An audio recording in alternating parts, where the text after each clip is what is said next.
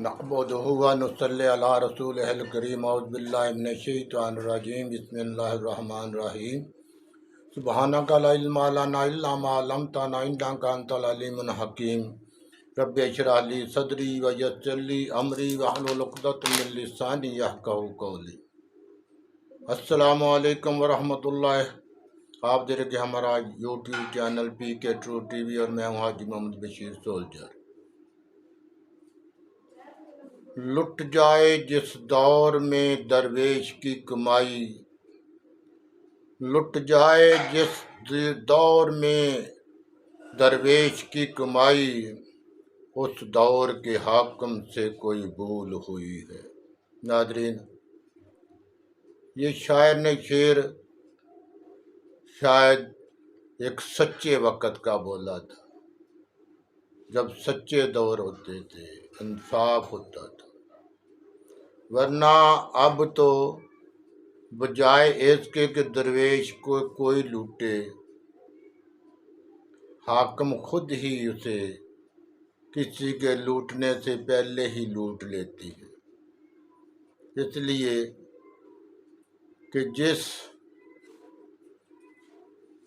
दरवेश की, जिस मजदूर की 20-25 हज़ार तनख्वाह हो और 15,000 उसको बिजली का बिल आ जाए, तो उसकी कमाई तो वहीं लुट गई ना। तो नाज़रीन, आज हम बात करेंगे सबसे मुक़्तदिर ताकत तो अल्लाह तबारक तआला की ज़ात है, लेकिन पाकिस्तान में मुक़्तदिर ताकत कौन होती है।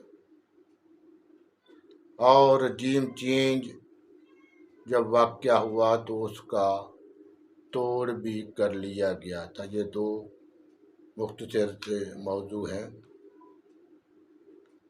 नाज़रीन, वैसे तो आपने सुना होगा, कहा जाता है मुख्तसर ताकतें, लेकिन हकीकत में कुछ ताकतें हैं वो अपना कुछ दायरा इख्तियार के अंदर मुख्तदिर हैं, वहाँ भी उन पर कुछ रुकावटें, कुछ बैलेंस रखा जाता है। लेकिन जो असल मुक़्तदिर ताकत है पाकिस्तान में, वो है अफ़वाज पाकिस्तान की डिफेंस की वो कमेटी, जिसमें chief of army staff, joint staff of committee के चेयरमैन साहब, एयर मार्शल साहब और वक़्त के एडमिरल साहब, ये चार जो फुल स्टार 4 स्टार जनरल के ओहदे के होते हैं, ये है पाकिस्तान की मुक़्तदर ताकत।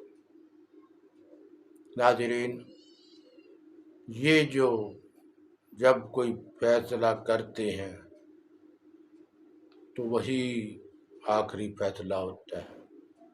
PISI के DG वो अपनी कमेटी में बुलाते हैं और मुल्क की दाखिली और खारजी ब्रीफिंग लेते हैं और फिर उस पर अपने विश के मुताबिक उस पर मंसूबाबंदी करते हैं और कोर कमांडर कॉन्फ्रेंस से मंजूरी लेकर उन कोर कमांडरों को इत्मीनान में लेते हैं और फिर ISI को नए टास्क दिए जाते हैं कि किस किस बात पर कहाँ कहाँ आपने काम करना है। तो हतमी फैसला ये 4 रुकनी कमेटी करती है। एक चीज ध्यान में रखें, पाकिस्तान की तारीख में इस कमेटी का कोई रुकन भी मुल्क की सलामती के खिलाफ नहीं रहा, ना हो सकता है, ना है हुआ है।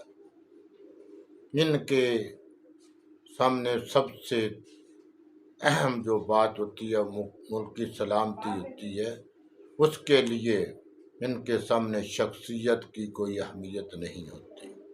یہ جو شور کیا جاتا ہے نا، جیسے عمران خان کہہ رہا ہے، دوسرے کہتے ہیں کہ آرمی چیف اپنی مرضی کا یہ وہ، نہیں، آپ جس 4 اسٹار جنرل کو بھی آرمی چیف لگائیں گے وہ ملک کا ہوگا، آپ کا نہیں ہوگا، تو آپ کو میرٹ پر ہی رکھے گا، جس میں آپ تاریخ میں دیکھ لیں کہ ضیاء الحق کو مسٹر ذوالفقار علی بھٹو نے کچھ جنرل کراس کر کے آرمی چیف بنایا اور اس کا کیا حال ہوا، مشرف کو نواز شریف نے کچھ جنرل کو کراس کر کے آرمی چیف بنایا اور اس نے نواز شریف کے ساتھ کیا کیا۔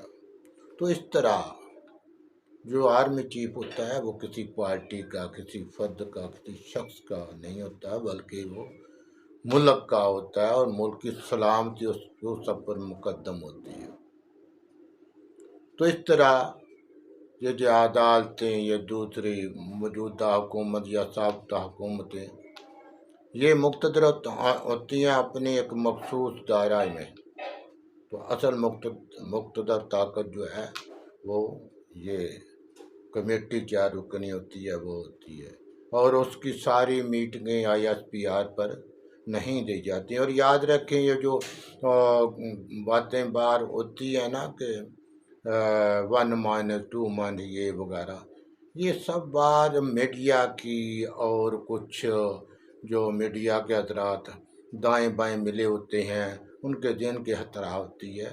جو وہ 4 رکنی کمیٹی کے فیصلے ہیں وہ کبھی بار نہیں آتے، ان کو کبھی وہ کسی کو بھی ان کا حقیقت سے معلوم نہیں ہوتی۔ ہاں، جو بات وہ عوام تک پہنچانا چاہیں وہ پہنچ جاتی ہے۔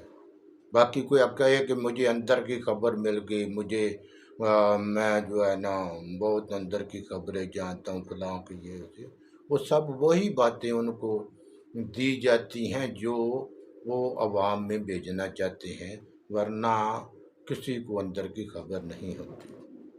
حاضرین، دوسری بات ہے رجیم چینج۔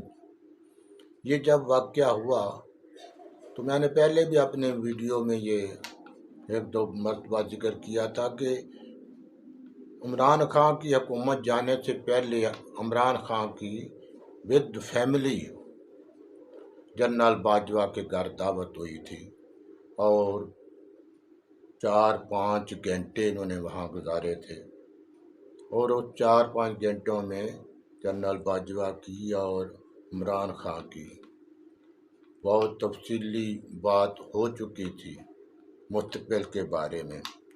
تو اسی وقت اس کمیٹی نے رجیم چینج کو بھی اور رجیم چینج کے جو ہے توڑ کو بھی منصوبہ بندی میں شامل کر لیا تھا۔ تو یہ عمران خان کو بھی معلوم تھا، منصوبہ بندی کچھ اس طرح تھی، پلاننگ اس طرح تھی ان لوگوں کی کہ 2-4 مہینے کو حکومت دیتے ہیں PDM کو، اور پھر ان کی جو رہی گئی کسر ہے وہ بھی ان کی ختم کر دیتے ہیں، عوام میں جو ان کی تھوڑی بہت پذیرائی ہے وہ بھی ختم ہو جائے گی، اور دوبارہ عمران خان کو تحریک انصاف کو الیکشن کرا کے ستمبر میں دوبارہ لایا جائے گا۔ تو چونکہ وہ بھی اپنی وہ جو پاپولر تھا پہلے، اور جو وقت حکومت گئی اس وقت جو اس کا حال تھا، تو منصوبہ سازوں کا یہ تجزیہ تھا کہ یہ بھی اتنا پاپولر نہیں ہوگا، اور اس طرح اپنی مرضی کی جو حکومت جو ہے نا دوبارہ بنا لی جائے گی۔ لیکن معاملہ 2 معاملے ہوئے، ایک تو ان کی توقع کے زیادہ عمران خان پاپولر ہو گیا، عوام میں اس کو بہت زیادہ پذیرائی مل گئی، اور وہ ہر پر جو ہے نا ہیوی ہوتا نظر آیا۔ دوسرا، سیلاب کی وجہ سے الیکشن کا جو پلان تھا اکتوبر میں وہ ممکن نہیں رہا، تو انشاءاللہ اب الیکشن جو ہے نا وہ فروری، مارچ، اپریل، ان 3 مہینوں میں ہونے کا مقام ہے، اور وہی انشاءاللہ جو ہے رجیم چینج کا توڑ بھی اسی الیکشن میں آپ کو مل جائے گا، اور سب جو سیاسی قوتیں ہیں ان کو خاموشی کا آرڈر دے دیا گیا ہے۔ ابھی آپ دیکھیں گے کہ جو کچھ پہلے ہو رہا تھا وہ نہیں ہو رہا، نہیں ہوگا۔ تو ناظرین، جو جاتے میں مقتدر طاقت صرف وہی ہوتی ہے جو کمیٹی ہے۔ آپ نے دیکھا ہوگا جو شہباز گل کے ساتھ جو کچھ ہوا، اصل میں یہ سیاسی کارکن تھا، ایک پارٹی کا جو ہے نا وہ سرگرم رکن تھا، اس لیے یہ سب کوئی منظر عام پر آ گیا، ورنہ وہ کسی تقریر کی وجہ سے اندر نہیں گیا، وہ معاملہ اور ہے۔ اور ایسے معاملوں میں اب پبلک کو پتہ نہیں چلتا، لیکن چونکہ یہ سیاسی کارکن تھا اس لیے پبلک کو اس کا پتہ چل گیا، ورنہ وہ خاموشی آتے ہیں اور خاموشی چلے جاتی ہے۔ دیکھا آپ نے کہ تحریک انصاف نے اس کے لیے کوئی تحریک نہیں چلائی، اس کے لیے کوئی احتجاج نہیں کیا، اور عدلیہ ابھی تک اعلیٰ عدلیہ اس کی ضمانت لینے کی متحمل نہیں ہو رہی، اس لیے کہ یہ جو معاملہ تھا یہ FIA کا یا موجودہ حکومت کے جو بس کے بات نہیں تھی، یہ ان سے زیادہ طاقتور لوگوں کا یہ معاملہ تھا جو انہوں نے حل کیا اور حل کیا جا رہا ہے۔ اس لیے جو لوگ سمجھتے ہیں کہ عمران خان سمیت کہ ہم بالکل سپر پاور ہو جائیں گے ملک کے اختیارات پر، وہ فی الحال ممکن نہیں۔ ہاں البتہ یہ ہے کہ ابھی الیکشن ایک مرتبہ ہو گیا اور پھر ملک جو ہے نا وہ صدارتی نظام کی طرف جائے گا، اور انشاءاللہ جب صدارتی نظام پاکستان میں رائج ہو جائے گا تو اس کے بعد پاکستان کی ترقی دن بدن جو ہے نا بڑھتی جائے گی۔ فی الحال تو ڈیفالٹر کا تلوار بالکل سر پر لٹک رہی ہے۔ اللہ تبارک و تعالیٰ تو دعا کریں کہ اللہ تبارک و تعالیٰ اس تلوار سے ہمیں بچائے جو کہ ناک بندہ اندیش حکمرانوں نے ہم پر جو ہے نا لٹکا دی ہے۔ تو میں جیسے پہلے عرض کرتا ہوں، نماز کے ساتھ اللہ تعالیٰ سے دعائیں کیا کریں، نماز کے ساتھ اللہ تعالیٰ سے دعائیں کیا کریں۔ اللہ تبارک کہتا ہے کہ مجھ سے نماز کے ساتھ میرے سے مانگا کرو اور میں عطا فرماتا ہوں۔ تو اللہ تعالیٰ سے نماز کی پابندی کے ساتھ مدد حاصل کی جا سکتی ہے۔ تو آپ سب سے گزارش ہے کہ نماز کی پابندی کریں، اپنے لیے، اپنے گھر والوں کے لیے، ملک کی سلامتی کے لیے دعائیں کریں۔ وآخر دعوانا ان الحمد للہ رب العالمین۔